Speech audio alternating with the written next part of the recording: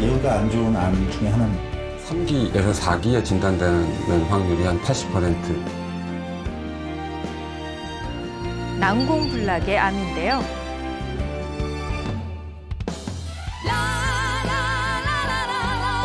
너의 손을 꼭 잡고서 영원히 영원히 영원히 너와 함께 있고 싶어. 라라라라라 사라지지 마 흐려지지 마 영원히 영원히 영원히 영원히. 안녕하세요. 안녕하세요. 안녕하세요. 앉으시죠. 아, 네, 고맙습니다. 제가 소개해드리겠습니다. 췌장암에 맞서 환자들에게 희망을 불어넣어주는 연세대학 프란스병원 간담체외과 강창무 교수님이십니다. 안녕하세요. 반갑습니다. 안녕하세요. 프란스병원 간담체외과 강창무입니다.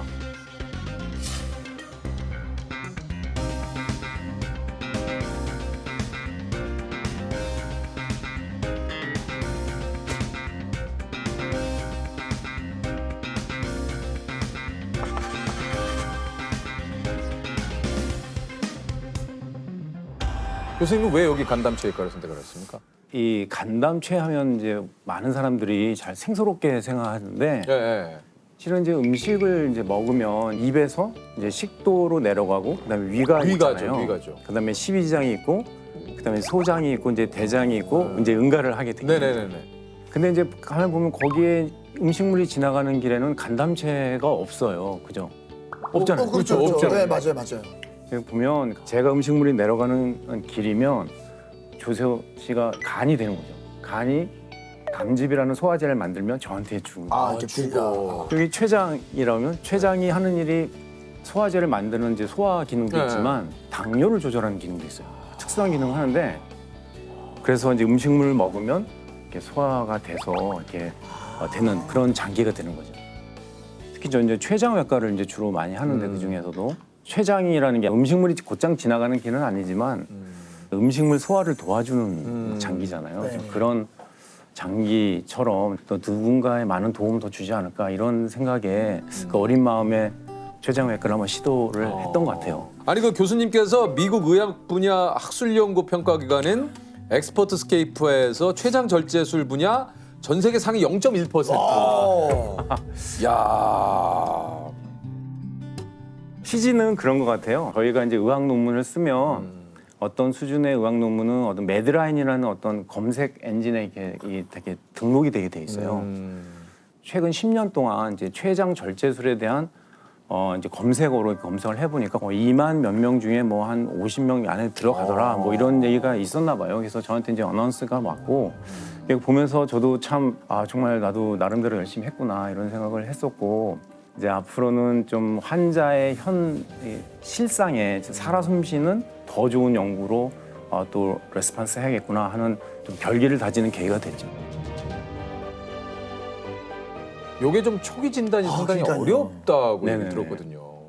근데 왜 그러냐면 위암이나 뭐 대장암 뭐 이런 경우에 따라 또 다를 수 있지만 그래도 대부분은 음식물이 지나가는 길들이잖아요. 네네. 그러니까 대장 내시경, 위 내시경 이런 거로 이제 검진으로 이제 발견할 수 확인되죠. 있는데 네. 췌장이라는 장기는 이 음식물이 지나가는 길이 아니고 그 우리 몸 깊숙한 곳에 있기 때문에 이게 발견이 어려운 것 같아요. 네. 이게 그 췌장이 여기 어디 뒤쪽에 있다고? 여기 있어요, 여기. 여기 있어요? 네, 그래서 어.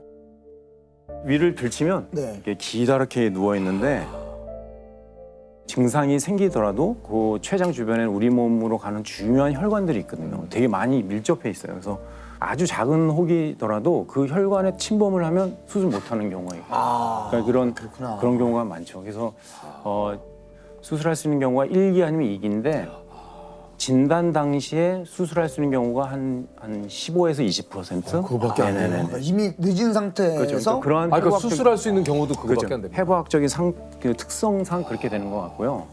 그다음에 수술하지 못하는 경우가 이제 3, 4기 이런 경우가 이제 대부분을 차지하게 되는 그런 이게 좀 생존율도 굉장히 좀 낮다고 얘기를 들었는데 맞습니까? 세계적으로 아직 해결되지 못한 암 중에 하나고 그리고 또 췌장이 이렇게 되게 물컹물컹하고 잘 꼬매도 잘 안 나요. 잘 덧난다 그러나요? 그래요? 그래서 수술을 하고 나면 반드시 이제 우리가 생존율 향상을 위해서는 항암 치료를 반드시 해야 되는데 수술을 했는데 환자가 잘 안 낫고 탈나고 하게 되면 회복이 잘 안 되겠죠, 그죠? 그렇겠죠. 그래서 과거에는 한 60년대만 해도 췌장암은 절대로 수술하지 마라, 뭐 이럴 얘기가 나올 정도고 왜냐 회복이 안 되니까 이렇게 했는데 최근에는 이제 많은 이제 의학 지식이라든지 해부학적 지식 그다음에 수술 후 관리법 이런 것들이 많이 발전하면서 이제 환자들 이제 회복을 이제 많이 하게 되는 거예요. 아 그렇군요. 이게 혹시 췌장암에 걸리게 되는 원인이 이게 있습니까? 이게 췌장암은 나이가 들수록 이제 많이 발생하는 암이라고 알려져 그렇군요. 있어요. 그래서 그다음에 남자가 좀 약간 여자분에 비해서 약간 좀 암에 걸릴 확률이 좀 췌장암에 걸릴 그런 위험성이 약간 높다고 혈액형 있죠, 혈액형 네. 이런 것들도 O형에 비해서 A형이 뭐 1.3배, AB형이 1.5배, B형이 1.7배. B형이 제일 높네요. 뭐 그런 식으로 돼. 제 B형. 근데 제가 이런 얘기하면 이제 이 혈액형 이제 따져서 이제 저도 지금 진짜 B형이라. 이거 어떻게 아유, 이렇게 그렇죠. 아 근데 아니고, 이게 이제 그쵸, 본이 이렇게 하는 거기 때문에 이제 거기에- 그런 이제 통계적인 거지 뭐. 기름진 식사, 맞아요. 그래요. 그다음에 과다한 육류 섭취, 흡연, 잦은 과음. 이게 췌장암을 혹시 내 스스로 좀 이렇게 자가 진단. 뭐 자가 진단을 좀 해볼 수 있는 방법이 있을까? 어느 날 이상하게 뭐지? 이 통증은 뭐지? 이런 느낌이 있어요. 처음 느끼는 통증. 그렇게 아프진 않는데 인생에서 처음 느끼는 기분 안 좋은 통증들이잖아요. 기분 안 네. 좋은 통증. 네. 그렇게 반복이 된다든지 특별한 일을 안 했는데 몸무게가 갑자기 확 빠지는 거예요. 뭐 6개월 이내 뭐 10% 정도 빠진 가만히 있는데 들어가고. 다이어트를 했는데 그 효과가 너무 급속하게 나오는 분들. 내가 생각했던 것보다 훨씬 더 할 때. 거기에 하나 더 추가를 한다면 황달이 그러니까요, 있었어요. 이게. 이게 이제 왜냐면 황달이. 췌장머리에 암이 있으면 이제 담도가 막히게 되고 그것 때문에 황달이 오는 경우가 있어요. 그래서 모든 황달이라고 다 췌장암은 아니지만 그 중에 하나의 원인이 될 수 있어서 또 하나는 당뇨가 없다가 갑자기 생긴 사람들이 있어요. 이제 저희가 이제 연구해 보면 암이 살아가는 그 먹이라 그러나요? 대사체가 포도당이거든요. 그러니까 포도당을 먹어야 되는데 환자가 당뇨가 아니에요. 그럼 어떻게 하겠어요? 자기가 어떤 물질을 만들어서 당뇨를 만들어야겠죠. 이제 그런 전략적인 암도 있어서 평소에 잘 이제 조절이 되다가 갑자기 인슐린을 맞아야 된다 한다든지 평소에 당뇨가 별로 없었는데 검진했는데 갑자기 당이 확 높다 한다든지 높다든지. 그죠? 그런 경우에는 한번 좀 생각을 해봐야 되지 않을까.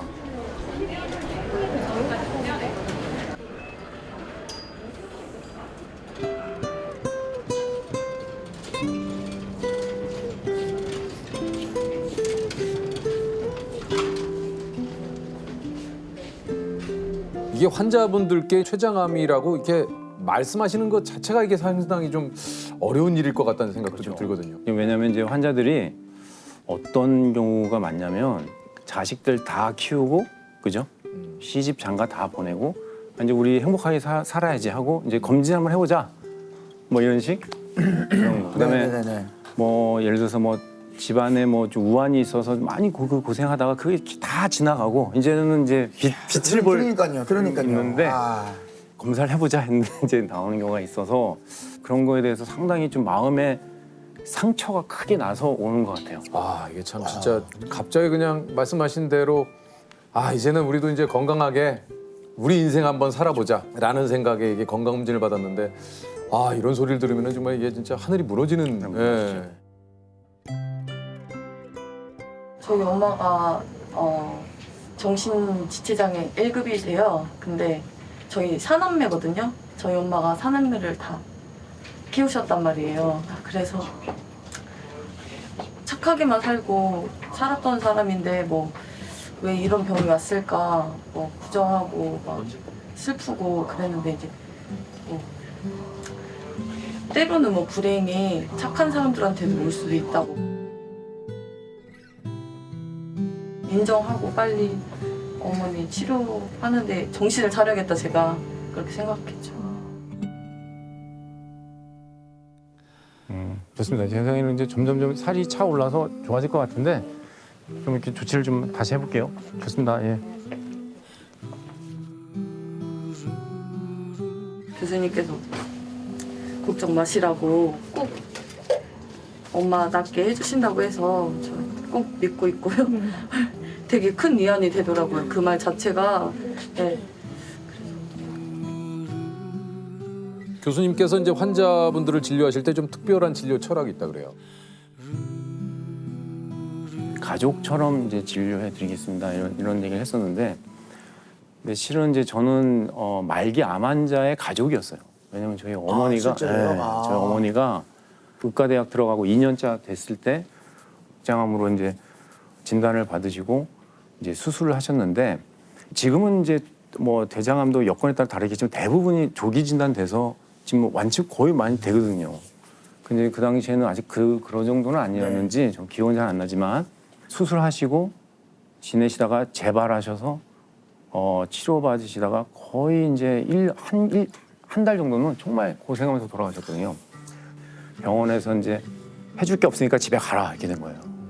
말기 암 환자 저희는 또 의사 선생님 말씀 잘 들으니까 집에 오셔서 이제 왔는데 되게 많이 힘들어 하셨던 것 같아요. 그러니까 저는 이제 되게 좀 철이 없었죠 그때. 뭐 집에 학교에서 공부하고 뭐 친구들 만나고 하느라고 엄마가 암인가 보다 이렇게 생각하고 그럼 돌아가시는 건가? 이제 그 생각만 하고 지냈던 것 같아요. 제 생각에는 그 같이 있을 수 있었던 2년이라는 시간이 기억이 안 나요. 우리 엄마가. 그래서 제가 참 그런 이 암 환자의 가족으로서 느꼈던 마음들 이런 것들이 이제 진료 현장에서 뭐 나오는 게 아닌가 생각이 들어요. 그런 일이 있으셨군요. 네. 어머니가 마지막에는 힘들었던 게 정말 통증이 되게 심하셨어요. 대장암 말기 환자 막 뼈에까지 전이가 돼서 그래서 그 통증이 많이 심하셨었는데, 그때 이제 진통제 하나 못 드렸다는 게 저는 너무 좀 속상하다고 하나요. 그래서 우리 환자들 이렇게 회진 돌다 보면 제가 제일 감정이입되는 게 뭐 그런 거예요. 환자가 저 어제 아파서 하루 종일 밤새 잠을 못 잤으면 이런 얘기 나오잖아요. 그러면 우리 어머니가 탁 생각나면서 너무 뭐 이렇게 좀 뭐랄까 미운 거예요. 우리 전공의 선생님이 그거 진통제 하나 주면 그 되는 거를 왜 그랬는지. 그래서 그래, 일단은 뭐 지금 그 안쪽에서 저절로 낫게끔 지금 조치하고 있으니까. 교수님 어떠세요? 좀 어떠세요? 많이 아프세요?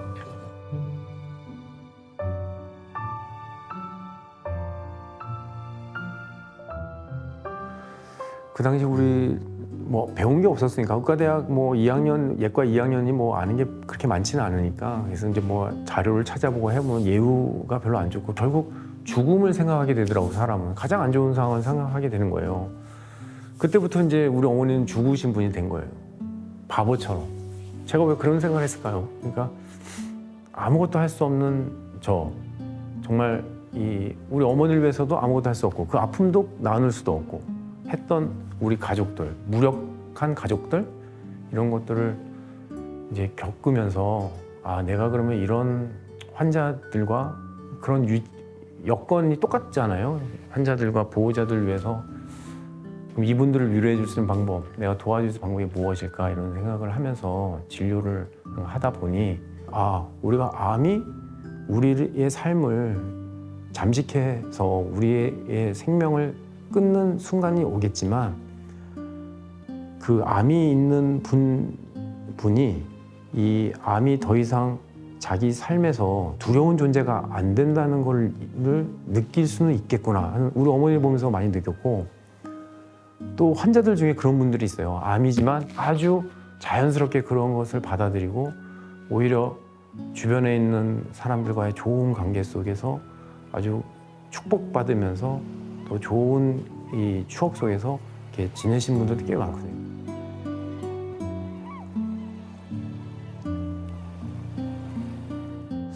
이게 내 생각이 아예 틀린 거는 아니겠구나.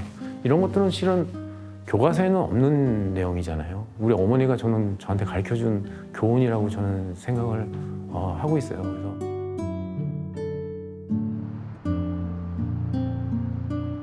기적 같은 일도 좀 간혹 일어난다고. 있죠. 최근에 제가 어떤 환자가 있었냐면 어떤 할아버지인데 이제 뭐 효도 이제 검진을 해드린 거예요. 그냥 해드렸는데 이제 췌장암이 8mm.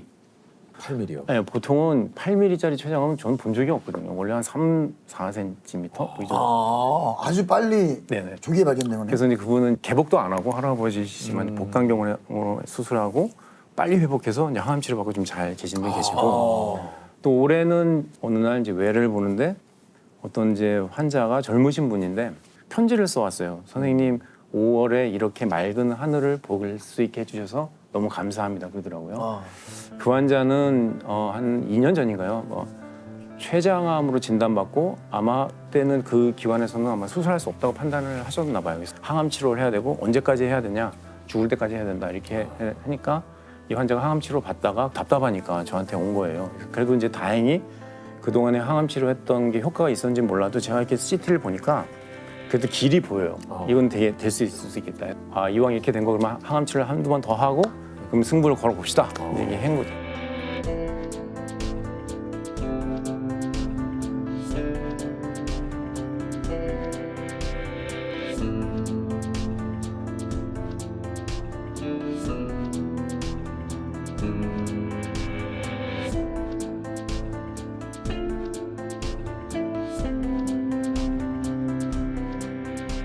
다행히 이제 그 환자는 이제 완전한 절제가 됐고 지금 잘 회복해서 항암 치료가 되고 살고 계신 분이 있고요. 지금까지 이게 발전해온 모습들이 있잖아요. 그건 절대로 무시 못하거든요. 그래서 그 중에 하나가 과거에는 이제 개복을 해서 수술했잖아요. 그러니까 뭐 이렇게 크게 째서 했는데 최근에는 그 어려운 수술도 이제 개복하지 않고 복강경이나 이제 로봇을 이용해서 구멍 좀 몇 개만 뚫어가지고 이렇게 수술을 하고 회복을 하기 때문에 환자들이 훨씬 더 이제 좀 잘 치료의 수능도가 높아지는 것 같고 회복도 좀 빠르고. 네네네 그렇게 해야 되고 신기하게도 마취를 하고 깼는데 자기 몸에 상처가 별로 없는 거예요. 그때 이제 제가 느끼는 느낌은 환자들이 나 이거 살 수 있는 거 아닌가? 이런 좀 희망의 메시지를 주는 수술 아닌가 저는 그런 생각을 들어요. 우리 어머니 돌아가신 지가 제가 아까 계산해 보니까 한 26년, 25년? 어머니가 생각이 잘 안 나요, 얼굴이 이제는. 그 어머니 생각이 잘 안 나는 순간이 어느 순간에 왔더라고요. 그래서 내 인생 산다는 이유로 그냥 그런 걸 잊고 지냈나 봐요. 그래서 지금 생각해보니까 너무 좀 죄송스럽기도 하고. 그래서 아까 전에 신의 손이 있으면 뭘 하겠느냐 했을 때 정말 엄마 살려주고 싶어요.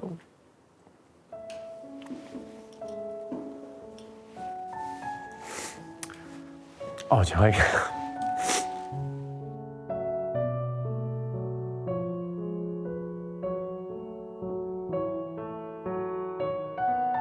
엄마 어떤 의사가 됐으면 좋겠어요? 부터 해가지고 제가 뭘 해드리면 제일 기뻐하실까요? 뭐 이런 얘기 있잖아요. 그런 사소한 이야기들 그런 것들이 지금 생각해보면 너무 좀 소중한 기회였는데 좀 그런 거를 좀 많이 제가 좀 간과했던 것이 아닌가 싶죠.